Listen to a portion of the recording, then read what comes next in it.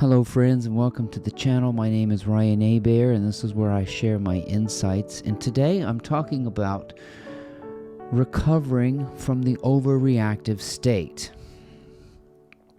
And this is a time in your life when you come to the realization that you have overshot everything.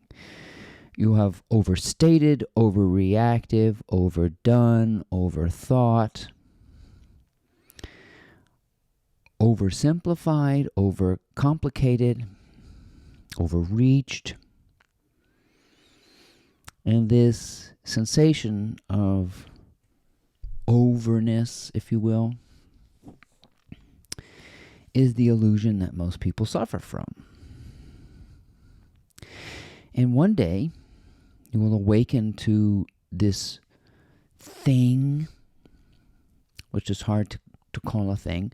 But we're going to call it a thing for now because it is a sensation that can only be experienced in the present moment, and it's called a state of being. And for a large part of my life, this beautiful background or state of being was not enough for me, or at least it seemed. And so I was overreacting, over-dramatizing, and overreaching. And that ended up causing me a lot of pain and frustration. Because you technically cannot overreach, overreact, overdo, and overdramatize. Because you never can get away from this state of being which is found in this tiny fragment called now, in this tiny locale called here. You've always been here and now, and you're recovering from the illusion of being pulled away in a search for something more. And the bad news is that there's nothing more. The bad news to the ego is that there is nothing more than this beautiful state of being called homeostasis. And the good news is there is no other state of being than this homeostasis. And it's just like this complete circle. You seem to have been separated from it and you come back to it.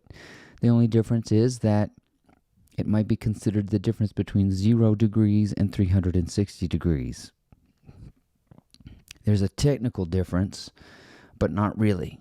On a compass, 360 degrees is the equivalent of 0. And your whole life is going around that circle. And there's no getting over the rainbow because the rainbow is a circle, you see. There's no other side to it once you get over the duality. And it's just like this sudden realization of this state of being that's so comforting, so spacious, so cozy. And the problem that we face is that once this dominant part of us, which is always kind of there, your aggression, your dominance, your arrogance is always there. But once it's unleashed, it pulls. And it cannot be reined in by more force.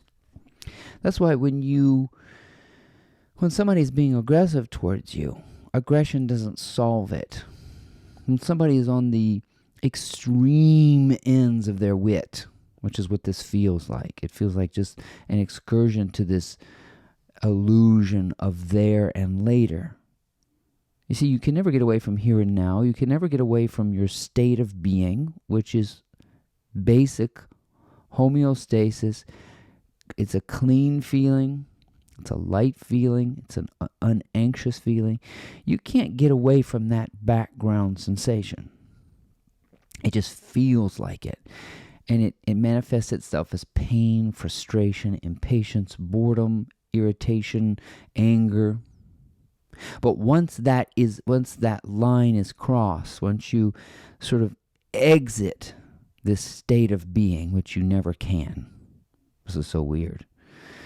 It's always there. It is overshadowed by our overreaching, overdoing, oversimplifying, overthinking, over. And so you got your duality, which we know we can't shake, but somehow this state of being settles, and it's a slightly higher position than your state of aggression. In that little space, if you have aggression and you have your homeostasis, your sort of state of being, your state of being can begin to hover over this other part of you, which is, dominant. It reacts to everything. The state of being can begin to get cushy after a while. And that cushion is what allows yourself to feel the aggressor being unleashed. You'll be able to catch yourself from crossing over into that territory of mind entrapment that a lot of people are caught in. See, most people are caught in the over amplification of extremities. Depression is one of those.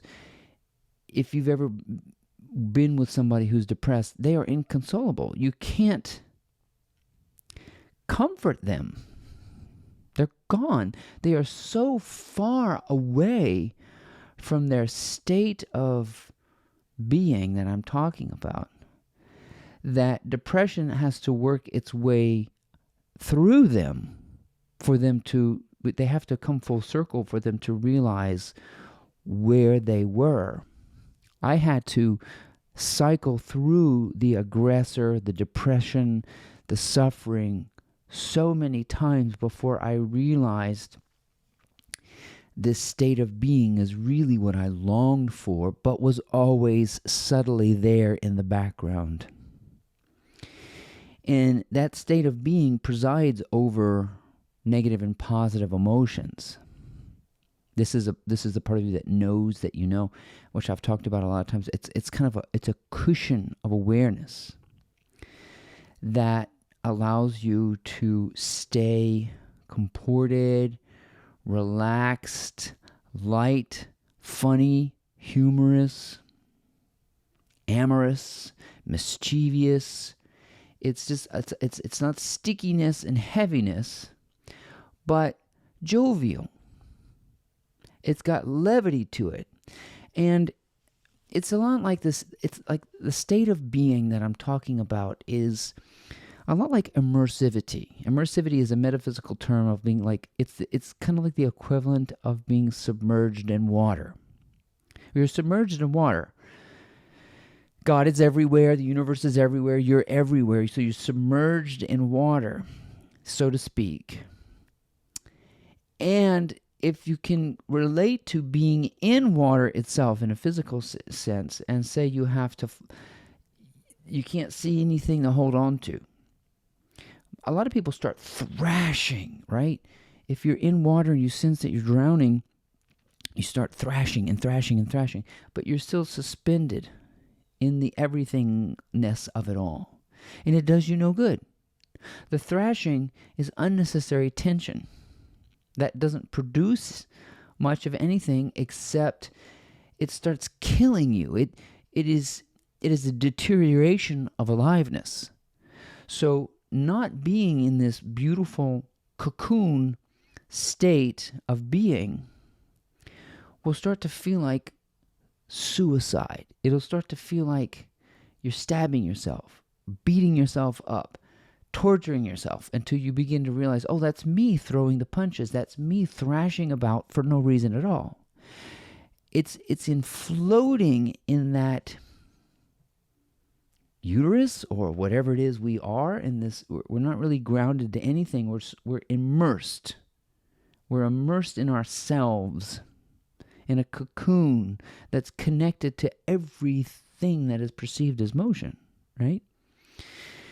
And the next phase after all of the thrashing, once you come to your senses and realize like all this thrashing, overreacting, over-dramatizing, overdoing, oversimplifying, over, you just, if I just stop, I'll easily bob to the surface and I'll stay in that state more easily, which is a floating, flowy, homeostasis type of being.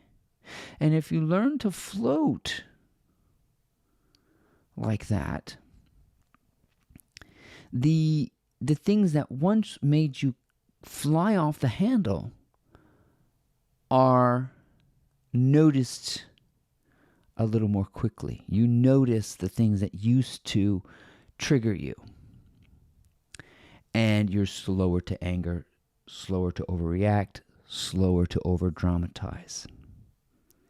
So that's what we're talking about today, is the art of immersivity. It's a word. It is a word. It's kind of a made-up word. I was journaling and I wrote it, and I thought, is that a made-up word? And I did some research about it, and it's an interesting concept to imagine yourself in water and letting go and just floating, and then living in that state forever. And you're just going to bob up and down. Little obstacles come, little challenges, and you don't overreact, overgrab, oversimplify, overcomplicate, overdramatize, make things heavy. That's like thrashing. You catch yourself thrashing. Oh, that's right. No more thrashing. I'm okay. I'm floating.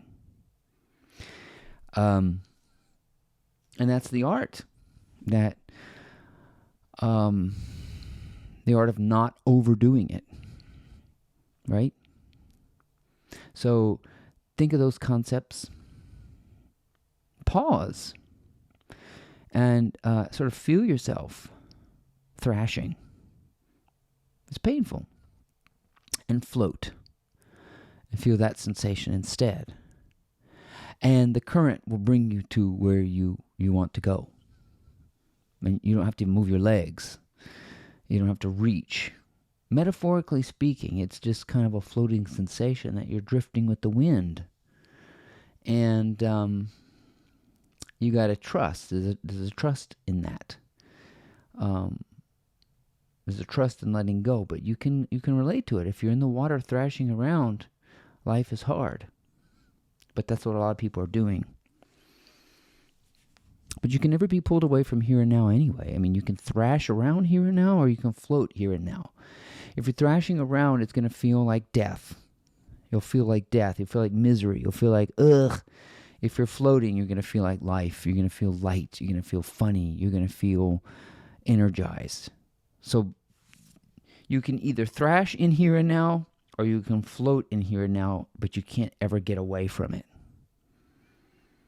You just have to ask yourself, which of those states of being do I want to be in? And I think immersivity, floating, is a much better state of being in here and now. It's a settling of the state of being that's always been there. And it takes on a different quality after you learn this.